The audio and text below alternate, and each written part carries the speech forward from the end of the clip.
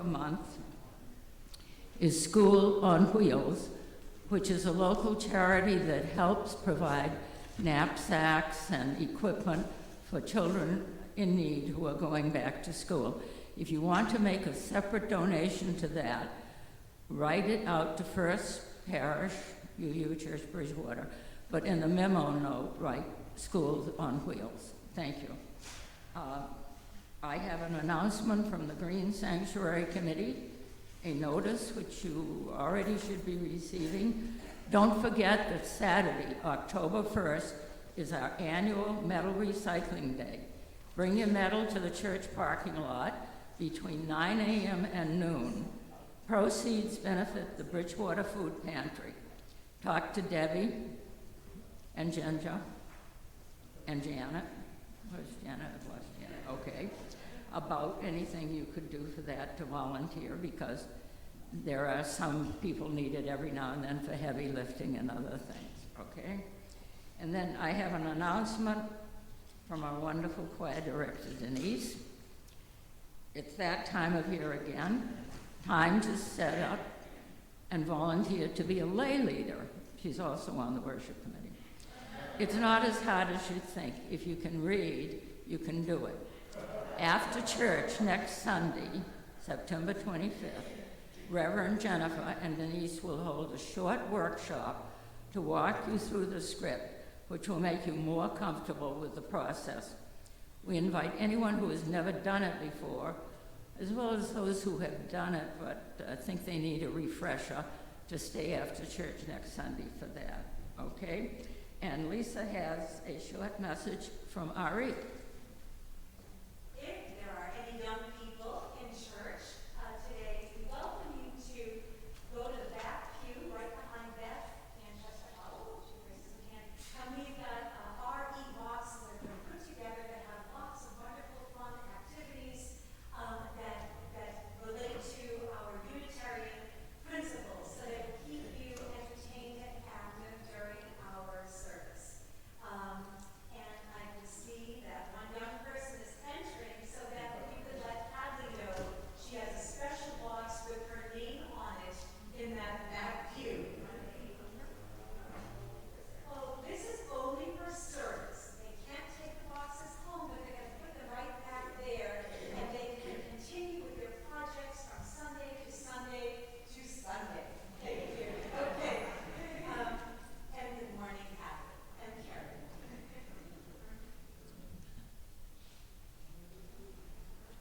All right. My name, I forgot to mention, for those of you who don't know, my name is Betty Gilson, and I am the lay leader for today. And now that we have had all the announcements, we will begin our worship service.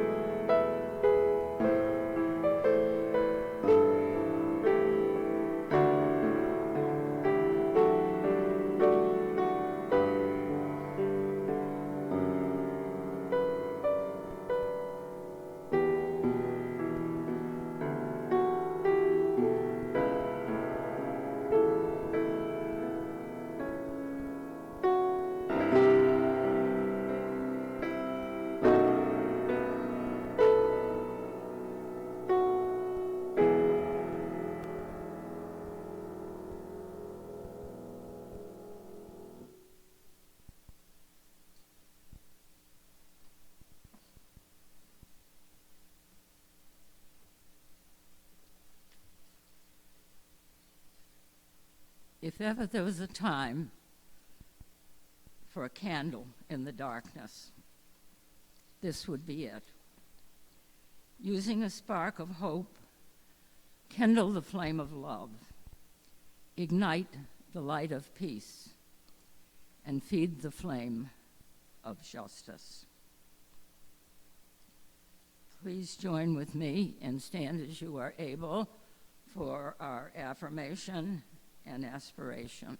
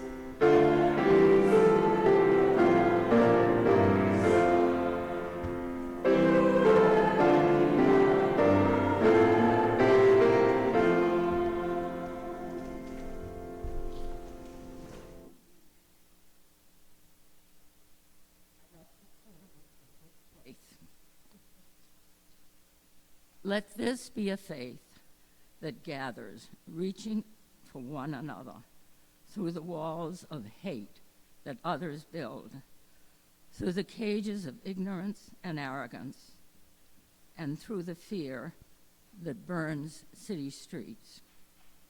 Let us be a faith that sees a vision of a better world, more compassionate, more just, more holy, and with more love.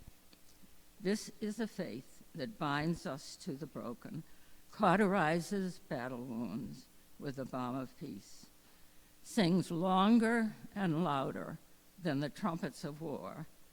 Let us be that faith too.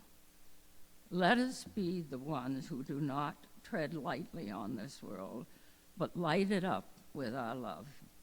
We hold up the mirror of worth and dignity, who are the sanctuary others seek.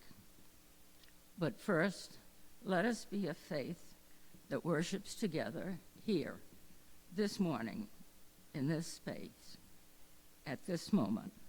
Let us be a faith.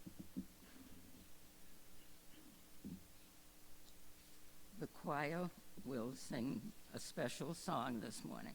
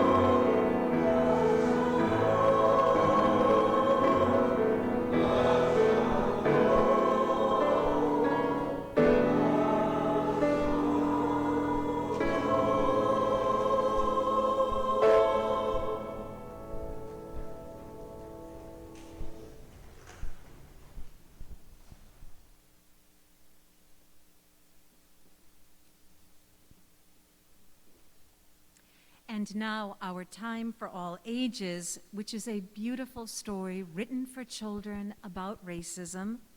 It was written and is now going to be read by Jelani Memory, right up here.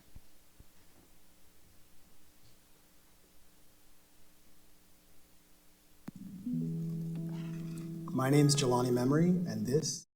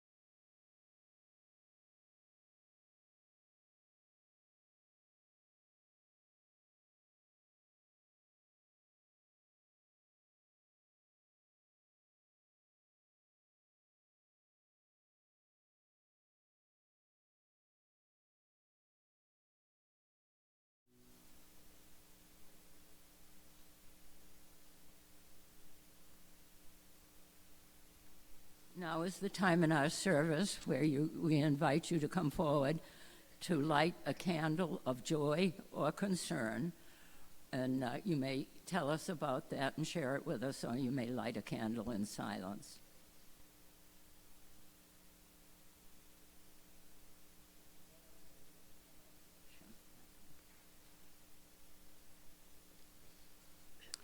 This is the time for us for meditation and our moment of silence.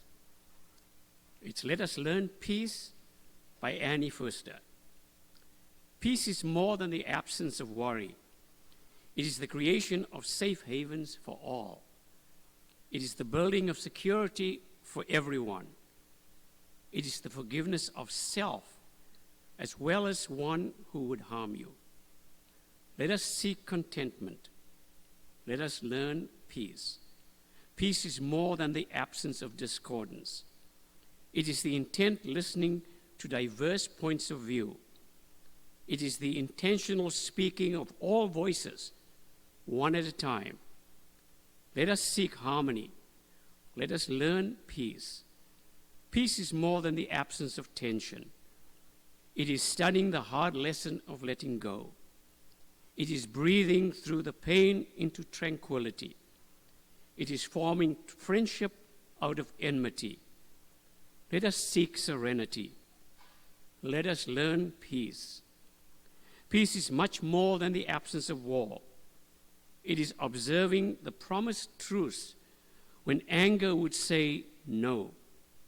It is finding the just compromise when the ego would say my way. It is striving for reconciliation when the heart would say revenge. Let us learn amity for all the earth. Let us together learn peace. May there be peace. Blessed be.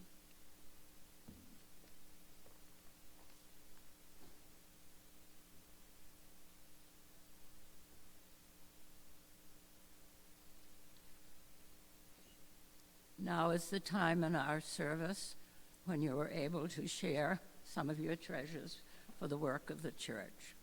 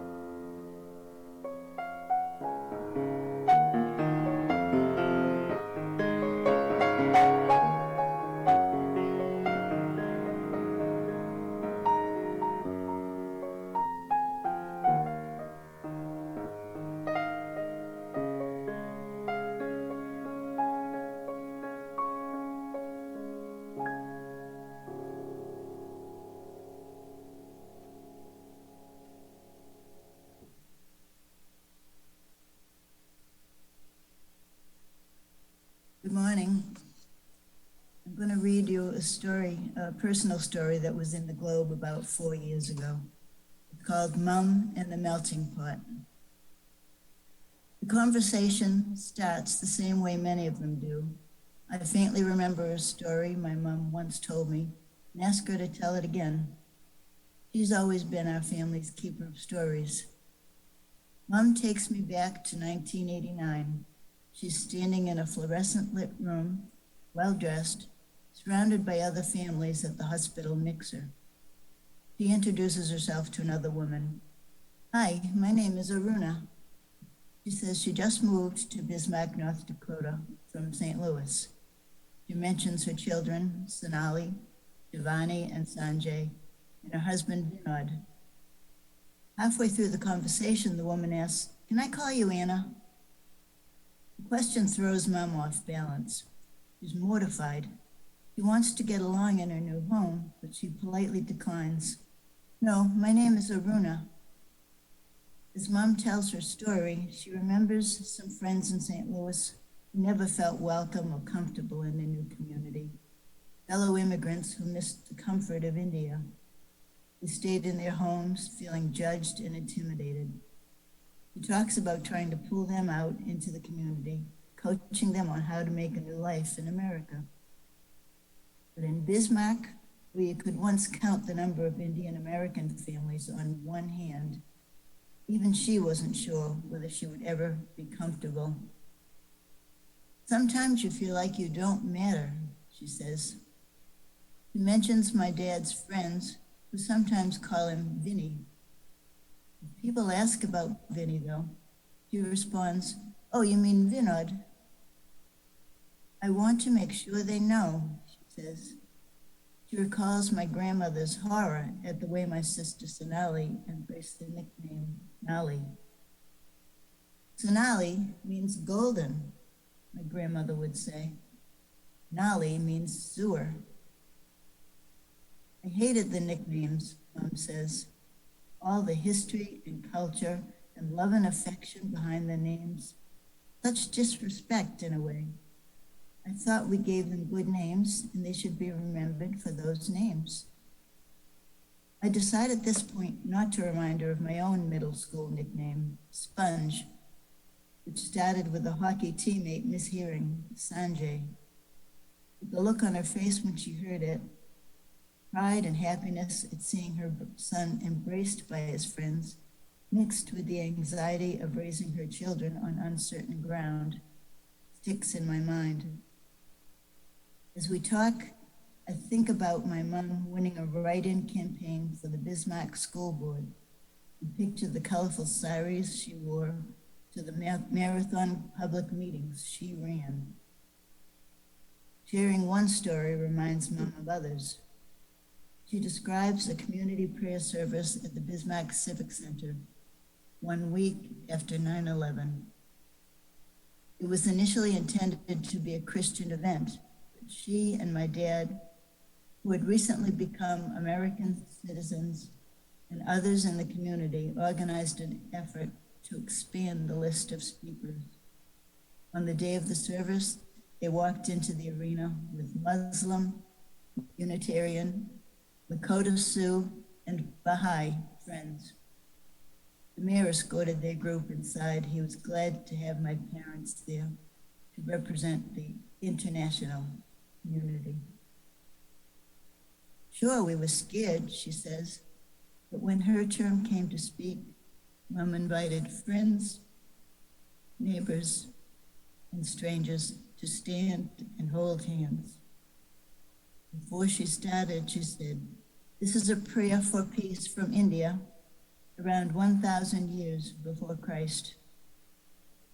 She sang the prayer, Shanti Path, in Sanskrit, and then translated it. What made her put herself out there, especially in a place like Bismarck?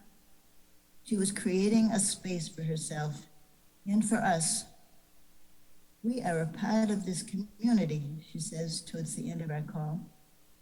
"The more we talk about what's at stake as a nation of immigrants, the better we accept each other, the less hate and discrimination we'll have."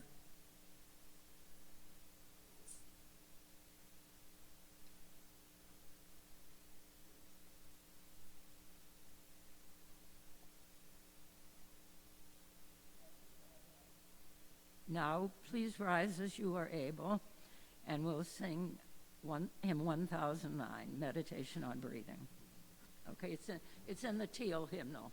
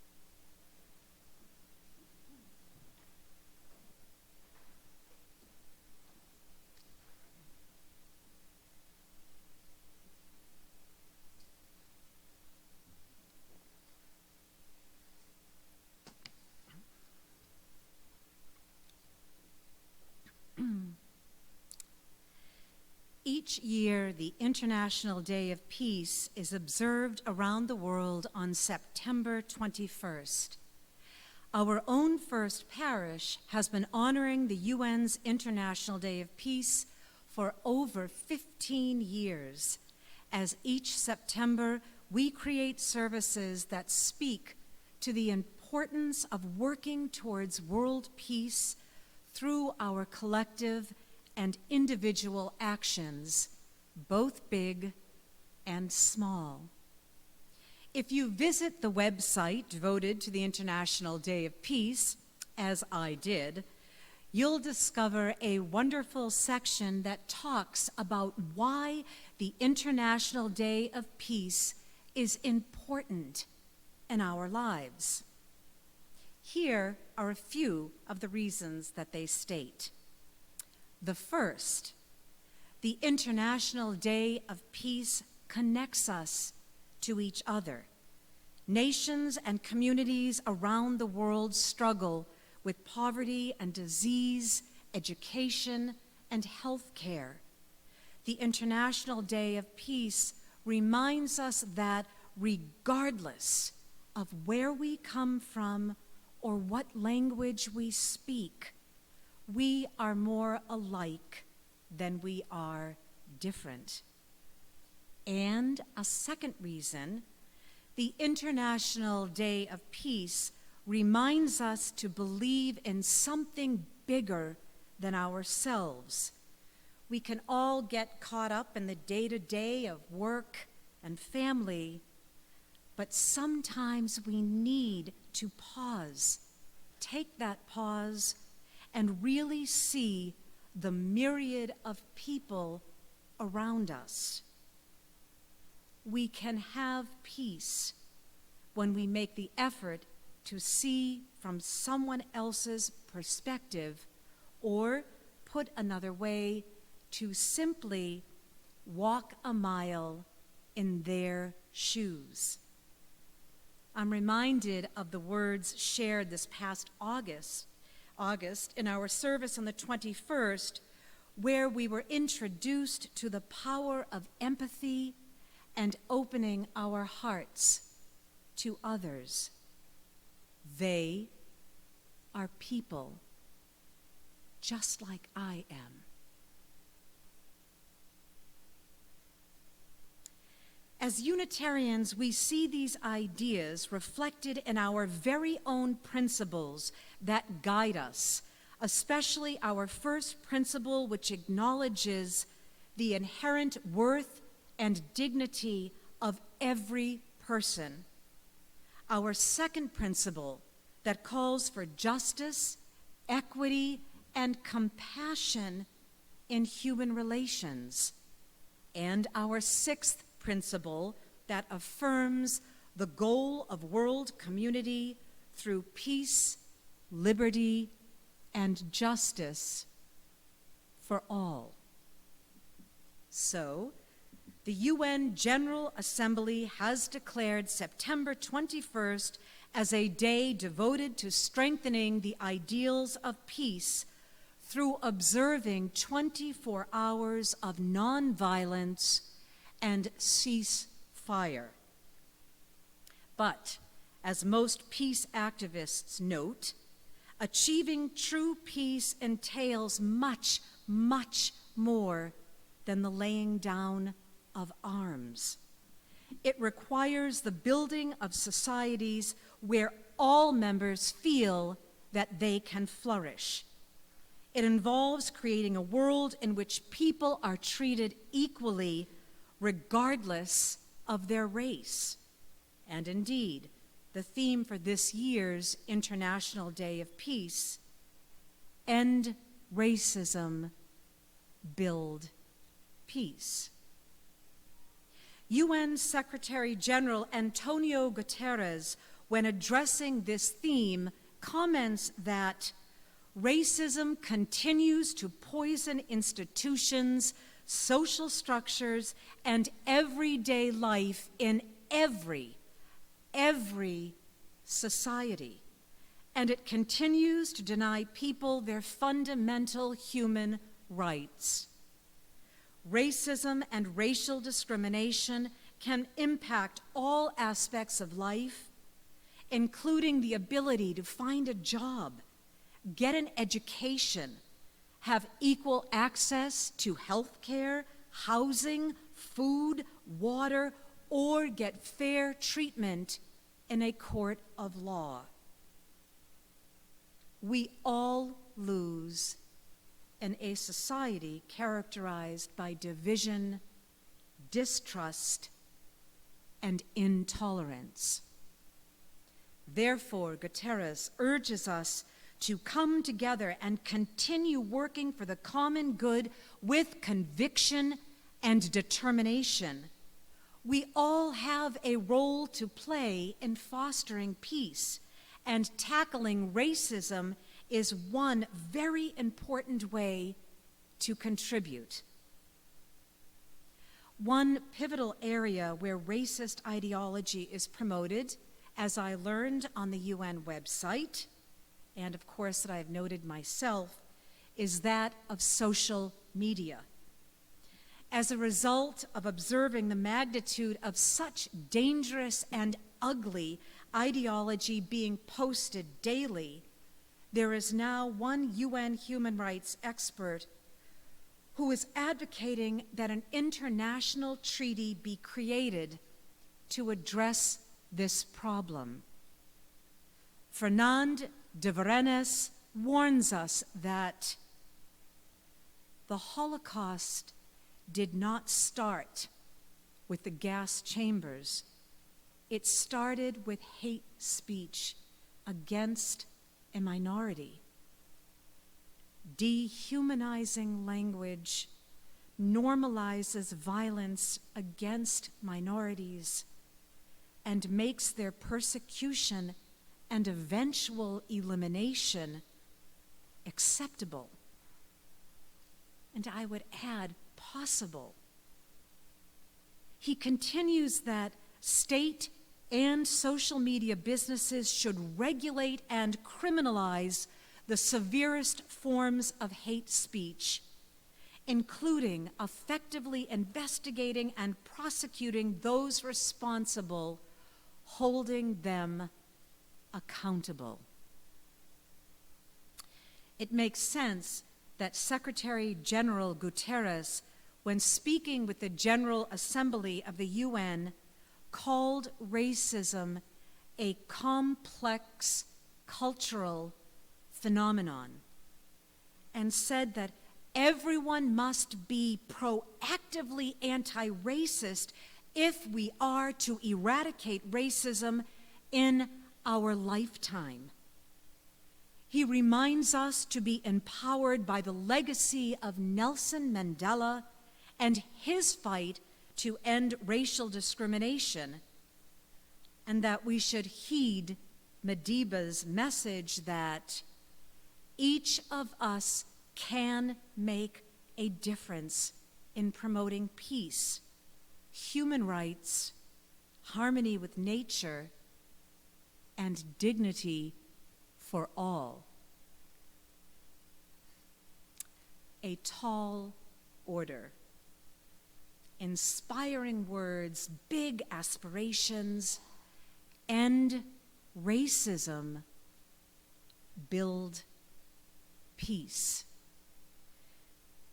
And where do we begin? Well, fortunately, Guterres does have some suggestions for us.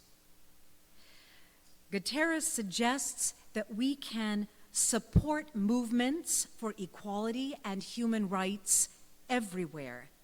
We can speak out against hate speech, and we can do this both offline and online. We can promote anti-racism through education. We can seek to understand and value the differences we find in the people we meet. We can contribute in whatever ways we can to eliminating poverty and food insecurity. And in doing so, our efforts will naturally lead to a stronger culture of peace because we are helping to remove issues that have historically led to unrest and violence. And here at First Parish, we can join the Social Justice Committee. We can participate in standouts on the Bridgewater Commons with other like-minded folk, as we all will do this afternoon, right after our closing ritual at our peace poll. We can all sign petitions and legislation that aim to create a more just and equitable world. We can choose to read good books that raise awareness of racial discrimination and then pass them on. And we can all, on Wednesday of this week, join others from around the world in stopping to observe the global minute of silence that the organization Pathways to Peace instituted in 1984. Such a simple act, but one that can feed the spirit and open our hearts. One simple, silent minute. I'll end by sharing with you a third reason why it is so important to recognize and honor September 21st. The International Day of Peace demonstrates that small actions can make big impacts. We can all contribute to the worldwide culture of peace, be it through prayer, advocacy, education, and respecting others. If each of us does just one small thing to bring about peace, imagine the global impact this would have. So yes, let us join the efforts of the UN and together work towards a world free of racism and racial discrimination. A world where compassion and empathy overcome ignorance and hatred.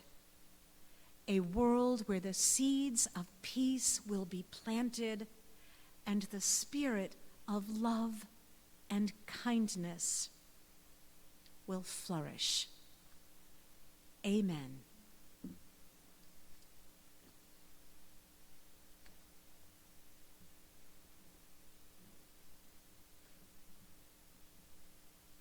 Thank you, Lisa. Our final hymn today is going to be a sing-along with a video, and you have an insert in the in your order of service with the words. Some of you probably know it already anyway. So would you stand as you're able? Well, maybe you better not. You better sit so that the video shows clearly. Okay? Yeah. All right.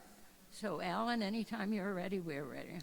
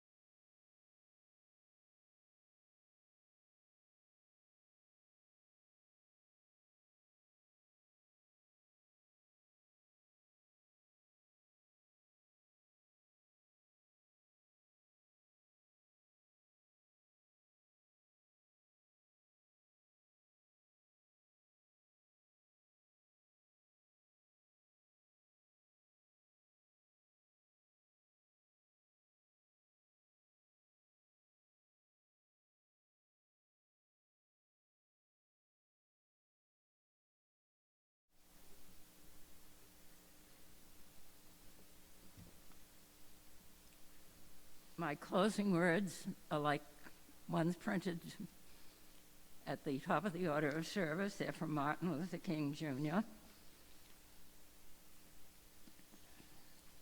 I refuse to accept the view that mankind is so tragically bound to the starless midnight of racism that the bright daybreak of peace and brotherhood can never become a reality. Unarmed truth and unconditional love will have the final word. All right.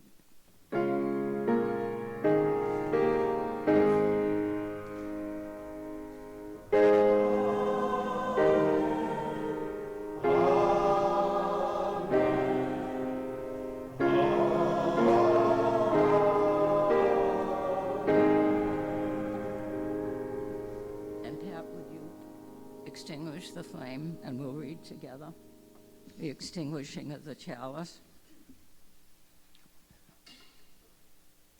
Okay.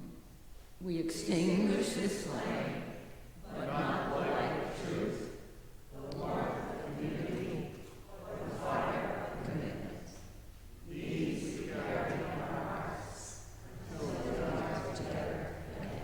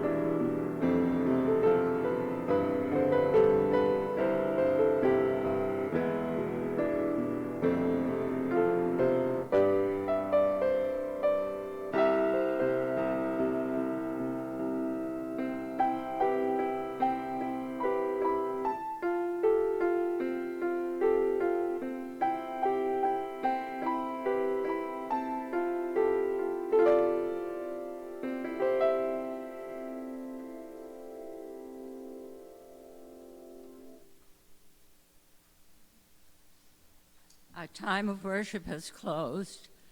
Our time of fellowship is begun. Let us join at the peace pole for closing words there, and then to refreshments or the common. Your choice.